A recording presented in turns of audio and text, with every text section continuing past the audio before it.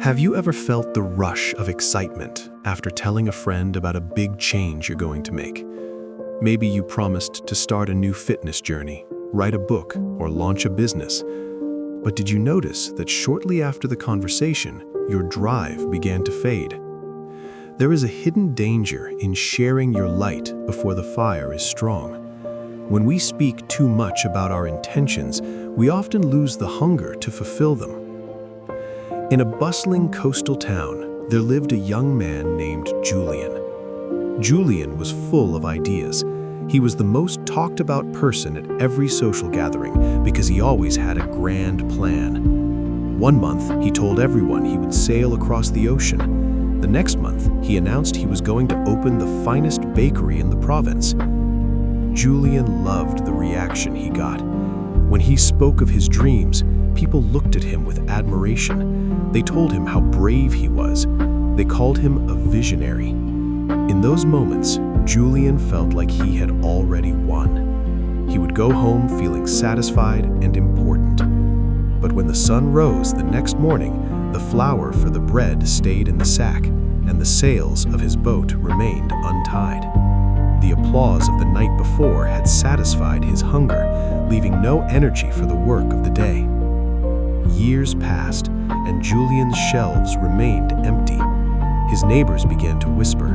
They no longer saw him as a visionary, they saw him as a man of wind. Julian felt a growing hollow in his chest.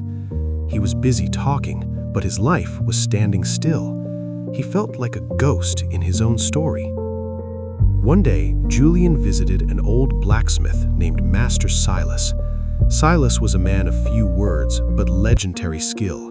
His swords and tools were known across the kingdom for their strength. Julian sat in the corner of the forge and began to boast about a new plan to build a magnificent clock tower. Silas didn't look up from his anvil. He simply pointed to two pieces of iron. One was glowing white-hot in the heart of the furnace. The other sat on a table, cold and dull. "Julian," Silas said, his voice deep like the strike of a hammer, "look at these two irons.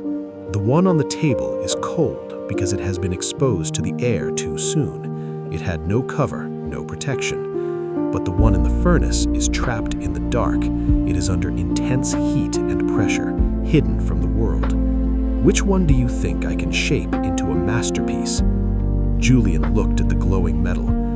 "The one in the fire," he whispered. "Exactly," Silas nodded. "A dream is like that iron. If you pull it out of the fire of your heart and show it to everyone before it is ready, the air of their opinions will cool it down. You feel the warmth of their praise, and you think the work is done. But you cannot forge cold iron. You must keep your passion hidden in the heat of silence until it is strong enough to hold its shape."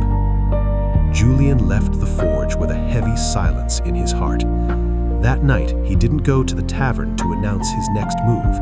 Instead, he bought a set of carving tools and a block of dark walnut wood. He told no one.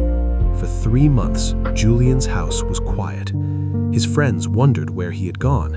He worked in the late hours of the night, his hands cramping and his eyes tired. Because no one was praising him, he had to find satisfaction in the wood itself. He had to face his own mistakes without anyone to tell him it's okay. One morning, Julian placed a beautiful, intricately carved jewelry box on his front step. It was a work of art, featuring waves and stars. The neighbors gathered around, stunned. "Julian, when did you do this?" they asked. "While I was quiet," Julian replied with a humble smile. Julian realized that the energy he used to spend on talking was now being poured into his hands. He became a master craftsman, not by shouting his plans, but by letting his results scream for him. Now, think about your own path. How much of your success is just talk? Every time you broadcast a goal, you leak the pressure you need to achieve it. You trade a future reality for a temporary feeling of pride. Protect your seeds. Let them grow in the dark soil of your discipline. You don't need the world's permission to start, and you don't need their applause to continue. Build in silence and let your success be the noise. Next time you have a world-changing idea, don't reach for your phone to tell the world. Reach for your tools. When the work is finished, the world will see it. Until then, stay in the fire. When the tree is strong, everyone will see it without you saying a single word.